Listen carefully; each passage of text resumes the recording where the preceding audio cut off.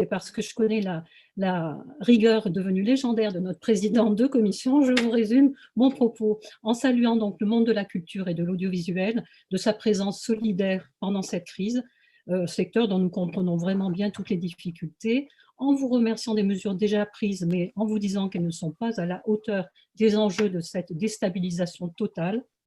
Le paysage culturel est fait d'une multitude d'expressions artistiques, de métiers. Certains sont mis en lumière, d'autres beaucoup moins, de structures juridiques différentes et donc de situations particulières et de contraintes propres à chaque domaine. D'où la nécessité d'équilibrer les mesures entre les fonds sectoriels, indispensables à certaines économies et à certaines professions, et la mise en place de réponses claires et universelles, comme celle par exemple de la non-discrimination de l'accès au chômage partiel, contrairement à l'ordonnance qui a été prise aujourd'hui, ou au fonds de solidarité, et à celle d'un calendrier ferme sur les dates de réouverture des structures et des festivals, afin que chacun puisse s'y préparer dans le respect des normes sanitaires. Enfin, Monsieur le ministre, il nous faut mettre en place un plan de sauvetage des structures publiques et privées et des personnes qui les font vivre. Je vous rappelle que plus de 50% des artistes vivent en dessous du seuil de pauvreté. Cela nécessite forcément, afin d'éviter que plus de 60 000 intermittents ne basculent dans une grande précarité, un mécanisme d'année blanche qui va bien au-delà des mesures de gel de la date anniversaire, par exemple. Nous vous demandons, puisque c'est malheureusement une conséquence de la crise, l'assurance chômage ne versant pas la totalité des indemnisations, qu'elle puisse prendre en charge à la hauteur nécessaire les indemnisations de l'année précédente sur une période de 12 mois, à la charge de votre ministère de compenser, s'il en était besoin, évidemment, le différentiel. Voilà, j'en termine. Tous les acteurs du monde culturel attendent ici des réponses claires, coordonnées et justes, et prises solidairement dans un espace de négociation stable, réactif et structuré. Nous vous remercions d'en faire grand cas, Monsieur le ministre. Merci. Monsieur le Président posait la question tout à l'heure, qu'il y a un certain nombre d'intermittents du spectacle qui, pour différentes raisons, ne sont pas dans le dispositif. Et donc, on travaille, et c'est bientôt abouti, à un fonds de solidarité, un fonds de professionnalisation, et qui va permettre de pouvoir accompagner ces personnes-là. Et on voit bien qu'à partir du moment où la crise dure, ces mesures d'urgence ne sont pas suffisantes. Et donc, il faut travailler à des mesures plus pérennes. Et c'est ce que nous allons faire. J'ai vu que vous aviez proposé, certaines et certains d'entre vous, un certain nombre de dispositifs. Il faut les regarder. Après, il faut regarder la faisabilité de tout ça. Nous y travaillons. Vous parlez souvent aussi de visibilité, bien sûr. Si je pouvais vous dire très clairement comment tout va s'organiser dans les 4 mois qui viennent, je le ferais bien volontiers. Mais je ne peux pas parce que toutes les réflexions, les travaux, les synthèses de ces travaux nécessaires pour pouvoir donner cette visibilité-là n'ont pas été encore conduits jusqu'à leur terme parce que la crise évolue, parce qu'on apprend de plus en plus sur le virus et que les discussions avec les différents professionnels avancent. En tout cas, ce qui est certain, c'est que nous sommes conscients de l'importance de la visibilité, l'importance ensuite des actes administratifs qui permettent à tous de pouvoir en sécurité prendre les décisions. Et même pour celles et ceux qui ont dû, je pense par exemple à un certain nombre de festivals, être annulés, l'État sera à leur côté pour à la fois leur donner les documents, les actes administratifs nécessaires et ensuite les accompagner pour préparer les futurs festivals. Je voulais vous parler de théâtre. J'ai eu le directeur du Centre dramatique national de la Comédie Saint-Étienne au téléphone. Il vous salue. Ils peuvent fonctionner grâce au dispositif du chômage partiel depuis quelques semaines, depuis la mi-mars. Est-ce qu'ils pourront continuer à en disposer? Est-ce que vous pouvez les rassurer là-dessus? Et puis, bien évidemment, il y a des questions qui portent sur le déconfinement. Quand c'est qu'ils pourront reprendre leur répétition? Et comme c'est une école aussi pour des jeunes en formation, avec des petits effectifs de 10 personnes, est-ce qu'ils pourront aussi reprendre rapidement, je dirais, les cours de l'école de la Comédie de Saint-Étienne?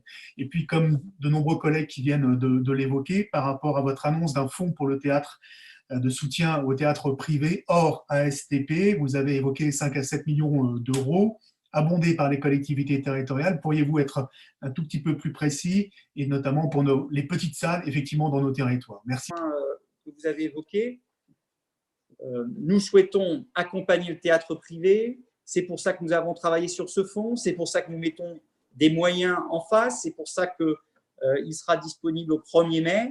que les acteurs qui ne sont pas membres de l'ASTP pourront bénéficier du dispositif. Et je compte vraiment donc évidemment sur les différents partenaires pour que ce fonds soit accessible et abondé par les collectivités territoriales. C'est un point important. La ville de Paris nous accompagne, enfin accompagne les théâtres privés et partenaires de cette opération, et je tiens à saluer ce qu'a mis en place la ville de Paris. Et je sais déjà que un certain nombre de collectivités territoriales le font également. Ensuite, qu'est-ce qu'il y avait d'autre comme point? Ça s'était vu. Je pense qu'on a fait un peu le tour des questions. Sur Saint-Étienne, oui, j'ai déjà répondu à cette question. Et donc, ça fait partie des travaux qui vont commencer dès demain. Et je salue Arnaud Meunier, d'ailleurs. Je souhaite évoquer le sujet des télévisions locales qui, dans la période, ont à cœur de poursuivre leur engagement au service d'une information de proximité sur nos territoires, remplissant par là une véritable mission de service public. Vous le savez, leur écosystème est déjà fragile, extrêmement fragile en période normale. Dans le contexte, ces médias sont confrontés à un choc économique qui s'avère être complètement dévastateur et menace certains d'entre eux de disparition pure et simple.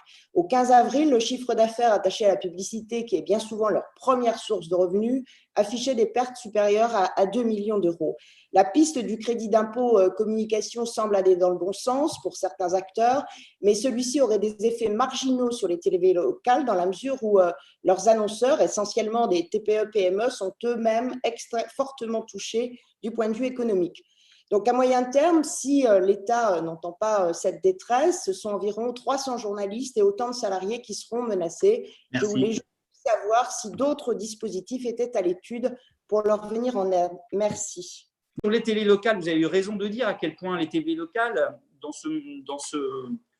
cette crise, sont particulièrement touchées, mais comme les radios locales, comme les radios associatives et comme tous les acteurs d'audiovisuel. Vous savez, même des groupes comme M6, comme TF1, comme Canal+, sont aussi touchés, impactés, comme Altis et BFM TV sont touchés, bien évidemment, et comme tous les autres, sont touchés de plein fouet par la crise. Mais évidemment, les plus fragiles, c'est forcément plus difficile pour eux, pour ces acteurs-là.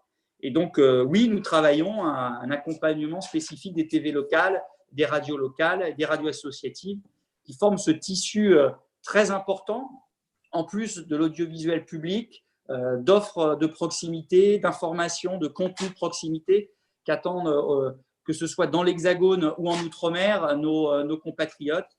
Je travaille notamment tout particulièrement sur la presse en Outre-mer, parce qu'on sait qu'il y a des problématiques spécifiques en Outre-mer et dans les télés et les radios d'Outre-mer, avec bien sûr celles et ceux qui parmi vous sont des élus d'Outre-mer.